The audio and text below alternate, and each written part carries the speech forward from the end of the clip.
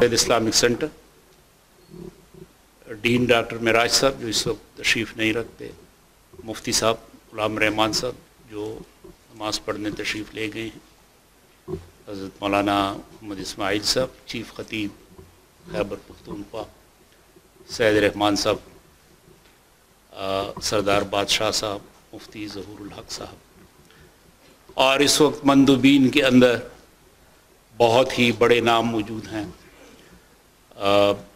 جناب مقصود احمد سلفی صاحب، آواز صبح روزنامہ کے چیف ایڈیٹر محمد عابد صاحب، خطیب بنو مفتی عبدالغنی صاحب تشریف فرما ہیں، جید علماء کرام ہمارے درمیان پروفیسر ڈاکٹر حافظ عبدالغفور صاحب سابق خطیب پشار، تو مختلف علاقوں سے، اور نوجوان ہمارے طلباء طالبات موجود ہیں۔ بہت خوبصورت محفل ہے، لیکن 3 گھنٹے کی اس تقریب کے بعد صدارتی خطبہ بہت بھاری لفظ ہے، تو میں خطبے کی طرف تو نہیں آؤں گا، کچھ آپ کے ساتھ تجربات آپ کے سامنے پیش کروں گا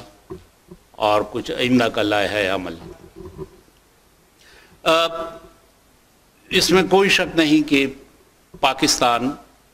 اس وقت ماحولیات کے حوالے سے، صفائی کے حوالے سے، پانی کے حوالے سے ایک بہت مشکل صورتحال سے دوچار ہے، اور جو 20-25 ممالک جن میں مجھے جانے کا موقع ملا ہے کہ جس میں غریب ممالک بھی شامل ہیں، اور میں اس تلاش میں رہا ہوں کہ کسی ایسے ملک میں مجھے جانے کا موقع ملے کہ جہاں پہ میں یہ کہہ سکوں کہ ہمارا ملک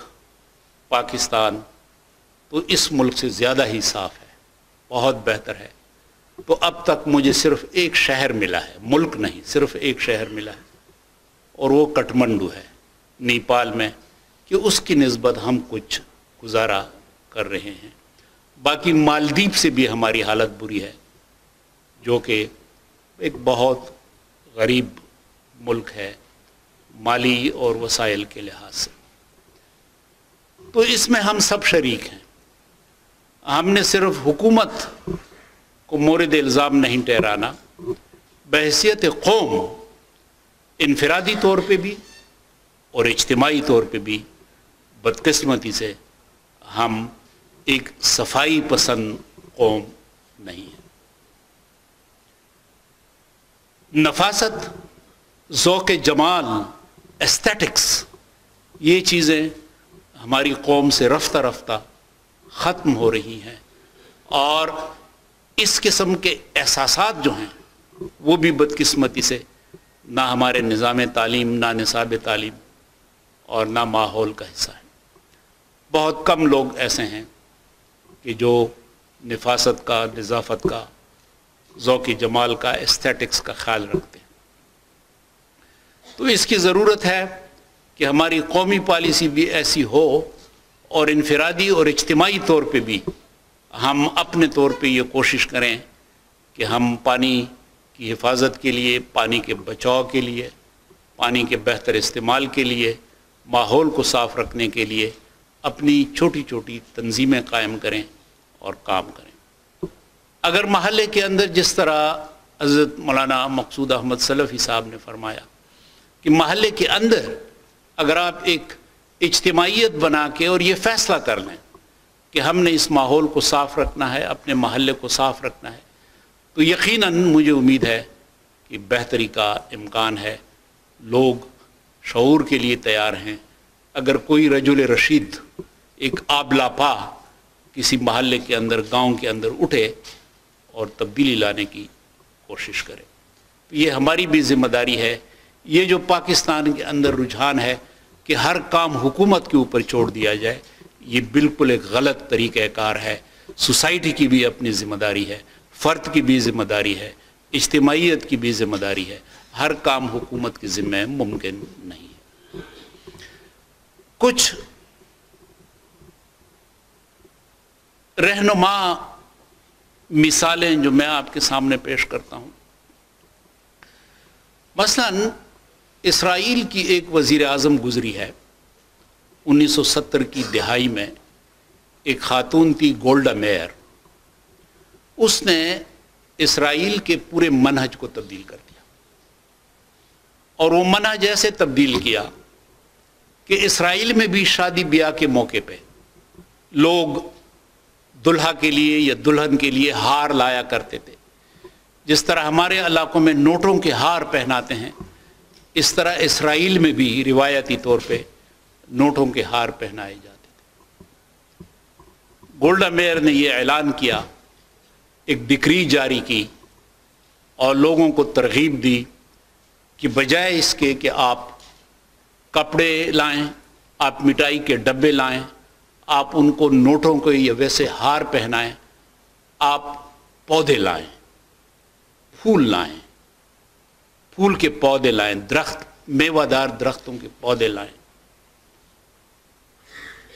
چنانچہ لوگوں نے اس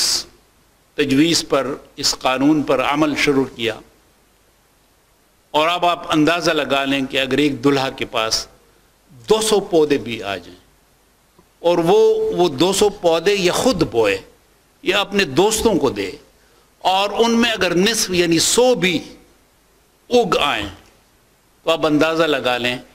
کہ اب 70s کے بعد اب تک اسرائیل کی حالت دیکھیں کہ وہ ایک صحرا اب دنیا کو انجیر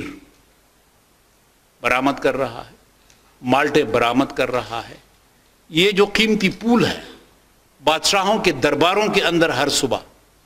یہ اسرائیل سے یا ہالینڈ سے آتے ہیں، اور یہ ایک بہت بڑی تجارت ہے. چنانچہ جب پھول ہوں، جب درخت ہوں، تو اس کا نتیجہ یہ ہوتا ہے کہ پھر اس کے پیچھے بادل آتے ہیں، اور جب بادل آتے ہیں تو بارش ہوتی ہے، اور جب بارش ہوتی ہے تو آپ کے پانی کے ذخیرے میں اضافہ ہوتا ہے. یہی تجربہ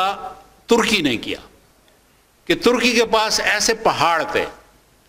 کہ لک و دک پہاڑ، خشک پہاڑ. جس طرح ہم لنڈی کوتل کی طرف جاتے ہیں تو ہمیں خشک پہاڑ نظر آتے ہیں، یا مامن کے علاقے میں جاتے ہیں خشک پہاڑ نظر آتے ہیں. تو وہاں ترکی کی حکومت نے، جنرل جمال گرسل کی حکومت نے وہاں پہ کیا کیا کہ وہاں پہ ایسے پودے بوئے کہ جن کو پانی کی ضرورت نہیں ہوتی یا بہت کم ہوتی ہے، اور ابتدائی طور پہ ہیلی کاپٹر کے ذریعے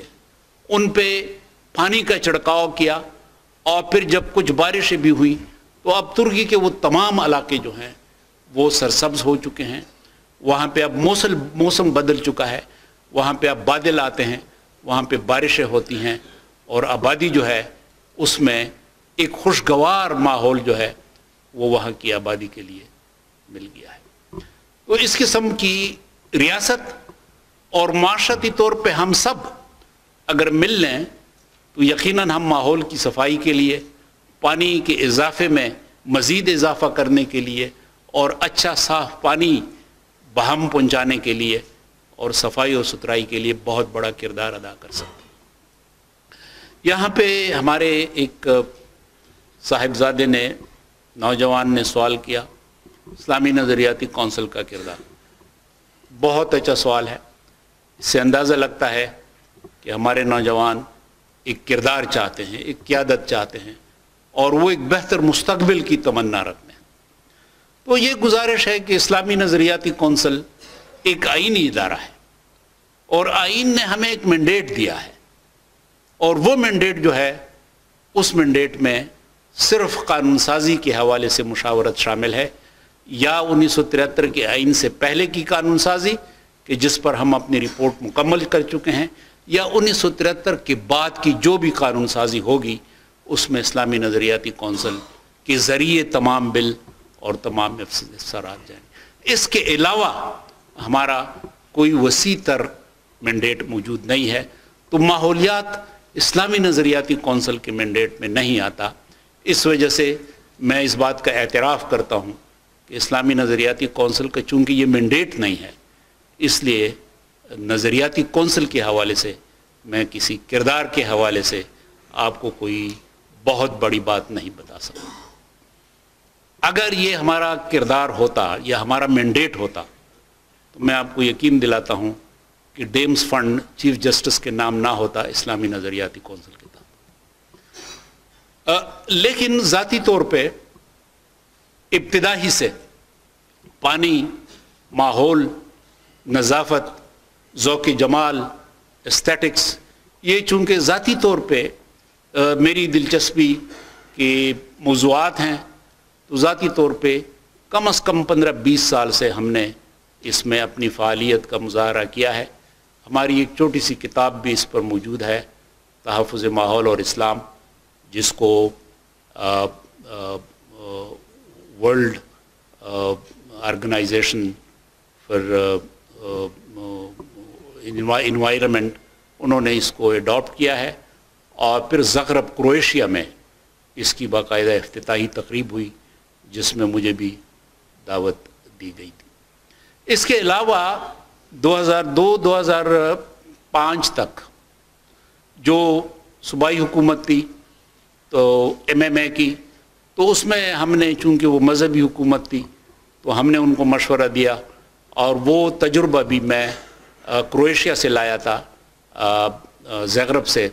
وہاں پہ میں نے دیکھا کروشیا کے شہر میں جب ہم گھوم رہے تھے کہ ایک بہت بڑا باغ تھا، بہت بڑا باغ، اس کا تصور ہم پاکستان میں نہیں کر سکتے۔ اس کا نام تھا ببلیکل گارڈن، کہ بائبل کے اندر جتنے بھی درختوں کا، پودوں کا ذکر ہے،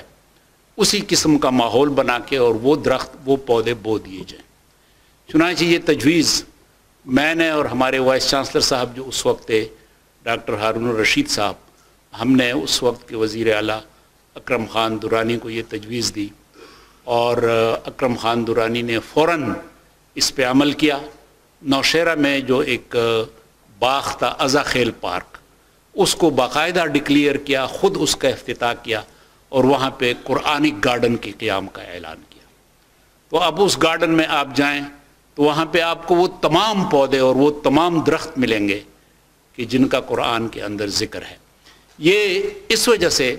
کہ اس کی وجہ سے، کیونکہ ہم ایک دینی معاشرہ ہیں، ایک مذہبی معاشرہ ہیں، کہ جب آپ اس حوالے سے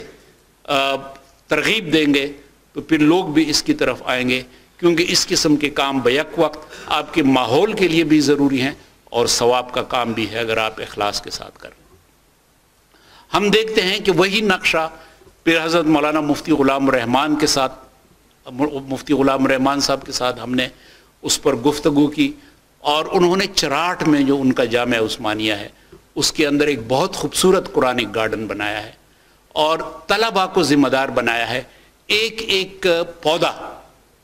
وہ طالب علموں کے، ایک ایک طالب علم کے حوالے کیا ہے کہ یہ آپ نے اس کو ایسا سنبھالنا ہے جس طرح کوئی اپنے بیٹے کی، اپنی بیٹی کی حفاظت کرتا ہے۔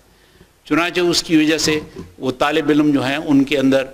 ماحول کے لیے، درختوں کے لیے، پودوں کے لیے ایک محبت بھی بنتی ہے، وہ اس پر تحقیق بھی کرتے ہیں، اور وہ مدرسے کا ماحول جو ہے وہ بھی بہت خوبصورت بن گیا ہے۔ بلدیات کے ادارے سے ہم یہ گزارش کر سکتے ہیں کہ اوقاف یا جو مذہبی امور کی وزارت ہے، ان کے اشتراک سے تقریباً ہر مدرسے میں قرآنی گارڈن کو قائم کیا جا سکتا ہے، اور اس میں جو سونامی ٹریز کا خان صاحب کا اعلان ہے تو وہ ٹریز ان کو دے دیے جائیں، اور ان میں وہ درخت دے دیے جائیں کہ جن میں قرآن پاک میں ان کا ذکر ہے، احادیث میں ذکر ہے، اور وہی ماحول بنا دیا جائے جو اس وقت حجاز اور نجد کا ماحول ہے۔ اسی قسم کے ریت کا انتظام ممکن ہے، پہاڑیوں کا انتظام ممکن ہے، تو ایک خوبصورت منظر بھی بن سکتا ہے۔ اور آپ دیکھیں گے کہ جہاں مدرسہ بنے گا وہاں پہ ایک گلشن، قرآنی گلشن بھی وجود میں آئے گا۔ ترکی کے اندر جو روایت ہے کہ ہر مسجد کے ساتھ ایک باغیچہ بھی ہوتا ہے، تو یہ اب ہم 27 دسمبر کو ہمیں میران شاہ لے جایا گیا تھا، میرلی بھی، وہاں پہ ترکی سٹائل کے مساجد بنا دیے گئے ہیں اور ان کے آس پاس باغیچے بھی بنائے گئے ہیں۔ تو ایک اچھی کوشش ہے، اور اس کوشش کو آگے لے جایا جا سکتا ہے۔ یہ جو ادارہ ہے اسلامک سینٹر، میں 2 مرتبہ اس کا ڈائریکٹر رہا ہوں، 1 سال کے لیے۔ تو ہم نے اپنے طور پہ یہ کیا ہے، الحمدللہ، یہاں آپ بھی دیکھ سکتے ہیں کہ ہر سال ہم شجرکاری کے اوقات پہ یہاں شجرکاری کیا کرتے تھے، اور الحمدللہ پورے کیمپس میں آپ دیکھ سکتے ہیں کہ اس سے زیادہ یہاں پہ جو ہمارے پودے اور پھول ہیں وہ پورے کیمپس میں آپ کو کہیں بھی نہیں ملیں گے۔ اور گھروں کے اندر آپ کالونی دیکھیں تو وہاں بھی ہم نے پودے دیے، اور وہاں بھی آپ مشتاق صاحب جس گھر میں رہ رہے تھے وہاں کے آپ پھول آپ دیکھیں، اور وہاں کو جس طریقے سے کٹنگ ہوئی تھی وہ آپ دیکھیں تو آپ کو انتہائی فخر کا احساس ہوگا کہ جب آپ تھوڑی بہت کوشش کریں تو ایسے بہت سارے لوگ جو ہیں وہ آپ کو چھپے رستم جو ہیں وہ مل جاتے ہیں۔ تو یہ کچھ گزارشات تھیں جو میں آپ کے سامنے صدارتی خطبے کے نام پر پیش کرنا چاہتا تھا۔ بڑی اچھی کوشش ہے جناب سعید الرحمان صاحب کی، سردار بادشاہ صاحب کی، اور مجھے یقین ہے کم از کم پشاور کی حد تک کہ جب یہ BRT مکمل ہو جائے تو انشاءاللہ ہم ایک صاف ستھرا پشاور ہمیں مل جائے گا۔ ان گزارشات کے ساتھ ایک بار پھر آپ کا شکریہ ادا کرتا ہوں، اور امید رکھتا ہوں کہ ہم ایک بہتر مستقبل کی طرف چلیں۔ بڑی مہربانی۔